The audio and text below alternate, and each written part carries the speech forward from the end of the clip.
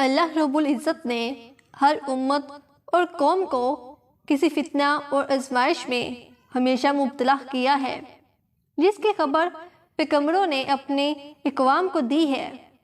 امت محمدیہ کے لیے ایک بڑی آزمائش وحشی اور درندہ صفت قوم کے خروج کی شکل میں لکھ دی گئی ہے، جس کی وہ پذیر ہونے میں کوئی شک نہیں۔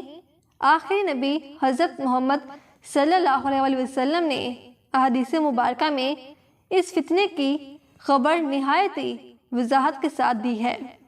اس وحشی قوم کا نام یاجوج مجوج ہے۔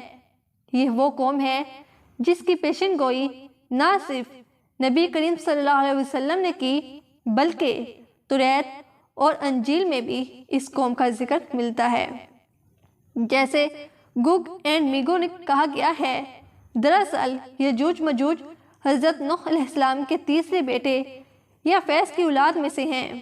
یہ لوگ شمالی مشرقی ایشیا میں زندگی بسر کیا کرتے تھے اور اپنے ارد گرد کے علاقوں پر ہمیشہ وحشیانہ حملہ کیا کرتے تھے۔ ان کی آبادی چین سے مغرب میں ترکستان تک پھیلی ہوئی تھی۔ روایتوں میں آتا ہے کہ یاجوج مجوج بنی آدم میں سے ہیں، اور اگر انہیں پوری دنیا میں چھوڑ دیا جائے تو تباہی مچا دیں گے اور لوگوں کی معیشت تباہ کر ڈالیں گے۔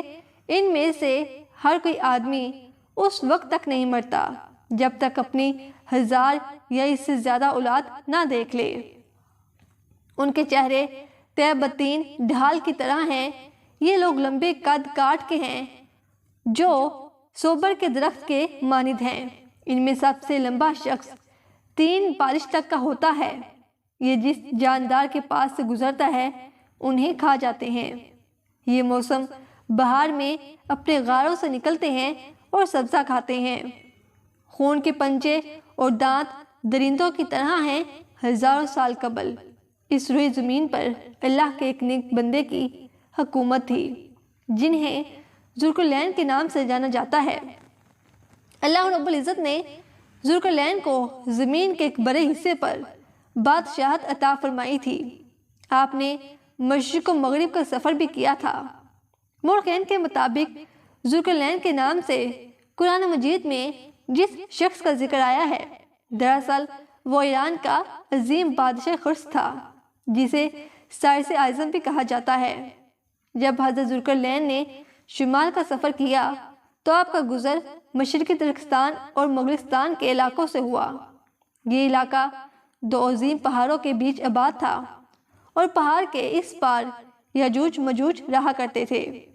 ان لوگوں نے ذوالقرنین سے یاجوج مجوج کے فتنے کی شکایت کی اور کہا کہ یہ قوم بار بار ان علاقوں میں حملہ کر کے فساد پھیلاتے ہیں، لہٰذا حضرت ذوالقرنین نے اس سرکش قوم کی یلغار سے حفاظت کی خاطر ان پہاڑوں کے درمیان ایک مضبوط دیوار تعمیر کروائی، جو لوہے اور پگھلے ہوئے تانبے سے بنائی گئی تھی۔ تعمیر مکمل ہونے کے بعد آپ نے اللہ کا شکر ادا کیا اور لوگوں کو آگاہ کیا کہ یہ دیوار وقتی طور پر اس قوم سے حفاظت دے گی، لیکن ہر چیز فنا ہو کر رہتی ہے، لہٰذا ایک دن یہ دیوار بھی ٹوٹ جائے گی اور یاجوج مجوج ان علاقوں سے نکل کر تمام زمین پر پھیل جائیں گے، جیسا کہ اللہ نے قرآن مجید میں ارشاد فرمایا، یہاں تک کہ جب یاجوج مجوج کھول دیے جائیں گے اور وہ ہر بلندی سے دوڑتے ہوئے آئیں گے اور سچا وعدہ قریب آنے لگے گا۔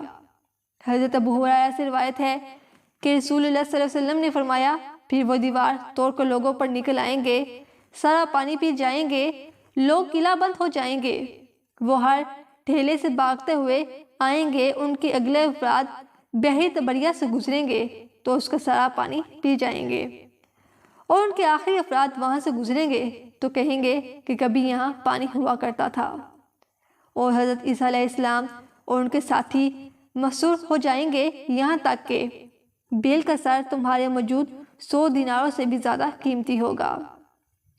وہ اپنے تیر آسمان کی طرف پھینکیں گے، جنہیں اللہ خون لگا کر نیچے پھینکے گا، تو وہ کہیں گے ہم نے آسمان والوں پر بھی غلبہ پا لیا ہے، جس طرح ہم اہل زمین پر غالب ہیں۔ ایک روایت میں ہے کہ بے شک یاجوج مجوج روزانہ دیوار توڑتے رہتے ہیں، جب وہ مکمل ٹوٹنے کے قریب ہوتی ہے تو انہیں سورج کی شعاعیں نظر آتی ہیں۔ اتنے میں ان کا بڑا کہتا ہے چلو باقی کل توڑیں گے، تو اگلے دن اللہ اس دیوار کو پہلے سے بھی مضبوط بنا دیتا ہے۔ جب ان کی قید کی مدت ختم ہو جائے گی اور اللہ انہیں لوگوں کے سامنے ظاہر کرنا چاہے گا تو اس دن جب وہ سورج کی شعاعیں دیکھیں گے تو ان کا بڑا کہے گا چلو انشاءاللہ باقی کل توڑیں گے۔ جب وہ اگلے دن آئیں گے تو انشاءاللہ کہنے کی برکت سے دیوار اتنی ہی ہوگی جتنی چھوڑ کر گئے تھے۔ یوں وہ باقی دیوار توڑ کر باہر آ جائیں گے۔ دیوار توڑنے کے بعد یہ زمین میں خوب قتل و غارت کریں گے۔ یہ سب قیامت کے قریب ہوگا۔ حضرت موسیٰ علیہ السلام ان کے لیے ہلاکت کی دعا فرمائیں گے تو اللہ ان کی گردنوں میں کیڑے پیدا فرمائے گا جس سے یہ فوراً مر جائیں گے۔ پوری زمین پر ان کی لاشوں کی بدبو پھیل جائے گی۔ پھر اللہ ایک قسم کے پرندوں کو بھیجے گا جو ان کی لاشیں اٹھا کر جہاں خدا چاہے گا پھینک آئے گا۔ یوں یجوج مجوج کا خاتمہ ہو جائے گا، اور محققین کے مطابق سر زمین کفار میں دریائے خضر اور دریائے سیاہ کے درمیان ایک پہاڑوں کا سلسلہ ہے جو ایک دیوار کی طرح شمال اور جنوب کو ایک دوسرے سے الگ کرتا ہے۔ اس میں ایک دیوار کی طرح کا درہ بھی موجود ہے جو مشہور درہ داریل ہے۔ یہاں ایک قدیم تاریخی لوہے کی دیوار نظر آتی ہے۔